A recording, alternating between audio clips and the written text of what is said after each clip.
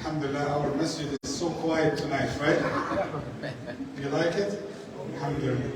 Alhamdulillah, the good idea that the sisters made, alhamdulillah, they keep the kids somewhere in the hidden hole, somewhere in the kitchen. Alhamdulillah, but alhamdulillah, we get them safe, alhamdulillah, after we finish. So may Allah continue His ni'mah upon us. Allahumma ameen ya Rabbil Alameen. Of course, alhamdulillah, maybe you noticed that we are taking a little bit longer, but we try to make it, in the time as much as we can, inshallah Rabbil Alameen. And now we reach to the juz number 14. Tomorrow, inshallah, juz number 15. So we will almost get to the middle and the half of the Quran. May Allah accept from all of us. And the scholars said, how much hasanat per one khatmah, and per one time you attend khatmah, how much hasanat? How much? Just give me a rough number. 1,000. No way. No way. 500 million. Huh? That's too much. That's not for like what they counted. They said 12 million hasan. Can you imagine? So it is that. So 12 million hasan, mashallah. And you have Isha, you have the Fajr, you have Maghrib Salah, you have your Siyam, you have your Quran recitation. So easily, inshallah, you can make million hasana every day. Inshallah. So by the end of Ramadan, 30 million. So would you like to take $30 million or 30 million hasana? Liars, I see. Liars, Allah. Say what is in the heart. Okay. No, both, right? Okay, both. Okay. May Allah bless you all. Ameen. Okay, listen. Allah subhanahu wa ta'ala give message to the Prophet Muhammad to transfer it to us. And Allah said that message in Surah Al-Hijr, the one that I just recited. Allah said, "O Muhammad, نبئ عبادي أني أنا الغفور الرحيم وأن عذابي هو العذاب الأليم." O Muhammad, inform my servants that I am the most forgiving, the most merciful. Allah. And the next verse. And my punishment is the most severe one. May Allah protect us. Okay, could you tell me what's the message might tell you? Our relationship with Allah, it has to be based on the balance. Not always. You live in this life depending on that He is Ghafurur Rahim. And we might have some brothers in some groups. The idea that they transfer about Allah, it's only about adhab. It's only about that He wanted to punish us. He wanted, like He does not have any mercy. It's about nar. It's about you being in Jahannam. You know this ideology? Okay. So what's the real Muslim is? The balance. That's why we have two terms in the Sharia. You know khawf? Okay, khawf, fear? Okay. So you see in Urdu khawf. I'm learning Urdu, alhamdulillah. 5 years in this masjid and alhamdulillah getting some good vocabularies now. We should wait for another 10 years inshallah so I can talk Urdu. Okay. Khawf and raja. What's raja? Hope. Being hopeful in the mercy of Allah. Khawf is fear the punishment of Allah. So the scholar said the Muslim always between khawf and raja. So you go while you are in Walmart. Which one you need to use? Khawf or raja? Huh? In Walmart. That's a hard one, right? Huh? Khawf. Fear. Because what do you see there? What do you see there while you are walking? Fitna. That's why, what is the best place you can say dua in? In the marketplace. You want it, Allah? No, you are not supposed to go there. Okay? Not in the beach. Okay. And there is no dua for the beach, by the way. Okay? So, in the marketplace, you ask Allah for protection. You remember Allah. And that's why you need to think of khawf, of the punishment of Allah. But when you come to the masjid, which one you should have? Raja.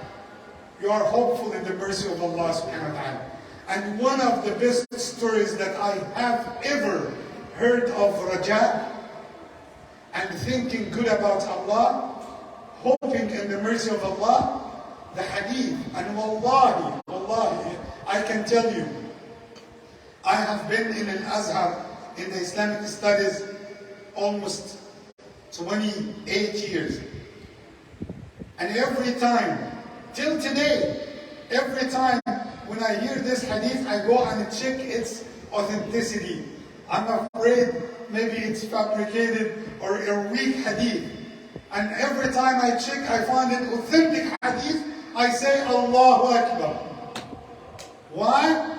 Because this hadith on the side of Raja is very good, it's very beautiful hadith, wallahi. A man, Rasulullah ﷺ told us about a man who will stand before Allah on the day of judgment. And Allah will check his deeds. What did he make? And Allah will say, my servant, do you think that our angels had forgot something that they didn't write? He will say, no, Allah. They wrote down everything. And he will say, أَظَلَمْتُكَ? Did I oppress you? He will say, no. أَظَلَمَكَ كَتَبَتِي? Do you think the angels who are writing, they oppressed you? No. And Allah will say to the angels, take him to Jahannam.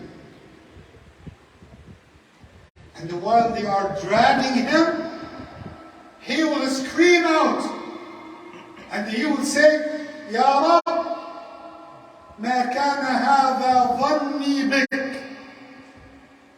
I didn't think that of you. And Allah will say, bring him back. Come on. And what was your thinking of me?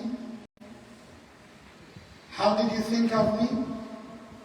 And he will say to Allah, oh Allah, I was thinking that your mercy is so vast, it can encompass somebody like me. Then Allah will say to the angels, he called me by my mercy, and he wanted me to cover him with my mercy. Take him to Jannah because of my mercy. Say Allahu Akbar. Allahu Akbar. You see? So in this chapter of Raja, I consider that's the best thing that you could remember. What's the other side? But listen. Don't think always, Imam Ahmed told us, no matter what you made, just think positive about Allah, you enter the Jannah. Wallah, you are my witness, I didn't say that to them. Okay? Always think about the balance. Think about, as you think of Allah as Ghafoor Rahim, think always about Allah that He has punishment. And that's why, the verses that we recited in Surah Al-Hijr, وَإِنَّ جَهَنَّمَ لَمَوْعِدُهُمْ أَجْمَعِينَ لَهَا سَبْعَةُ أَبْوَابٍ لِكُلِّ بَابٍ مِّنْهُمْ جُزْءٌ مَقْسُومٌ. Jahannam is their destiny. Whom Allah is talking about? The oppressors, dictators, sinners. And Allah said Jahannam has 7 doors. Every section has its own separate section. لكل باب منهم جزء مقسوم. Like it's divided into many sections. One of the Sahabiyat, the women during the time of Rasulullah sallallahu alaihi wasallam, she said, while she is praying behind Rasulullah, she is with the sisters, and when she heard this verse, she passed out. She passed out. And they brought her after the salah. She came to ask Rasulullah one question. She said, "O Messenger of Allah, is that what you said from your own words, or it is from Allah?" He said, "That's Quran. It is from Allah." He said, "I felt that every joint in my body had entered to the 7 doors of Jahannam." Why? They were feeling the meaning of the Quran. Remember, as Allah is the most forgiving, the most merciful, He is always has the punishment. And if you told me, can you give percentage to that and percentage to that? 70-30 or 80-20 or 50-50? Which one you choose?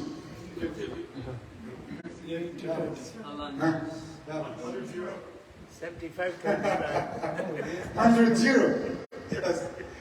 Okay, listen. When we think about two aspects, in ibadah, 50-50. When you think about the mercy of Allah, 80-20. Means what? I am so hopeful in the mercy of Allah, but that will not affect my worship. Your heart yearning to get the mercy, yes, but in ibadah, 50-50. I'm talking about the feeling, about your emotions, always yearning towards thinking positive about Allah. Imam, what's your evidence? My evidence is the Hadith Qudsi of Allah. أَنَا عِنْدَ ظَنِّ عَبْدِي بِي فَلْيَظُنَّ عَبْدِي بِمَا شَاءَ. I am as my servant thinks of me. If you think that Allah is forgiving you, He will forgive you. If you think that He will shower you with His mercy, He will shower you with His mercy. But do not let that affect your ibadah and your duties towards Allah subhanahu wa ta'ala. May Allah bless you. May Allah accept our siyam. Allahumma ameen ya Rabbil Alameen.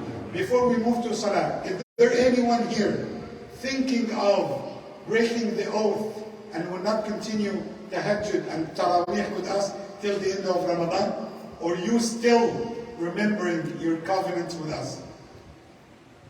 Is there anyone here thinking of breaking his promise? No. Just raise your hand. Are you thinking of breaking your promise? No, I do. Okay. Is that an option? You understand me wrong? It's one of the Imam's traps. Oh, okay. That's why I need to pay attention. Oh. Okay.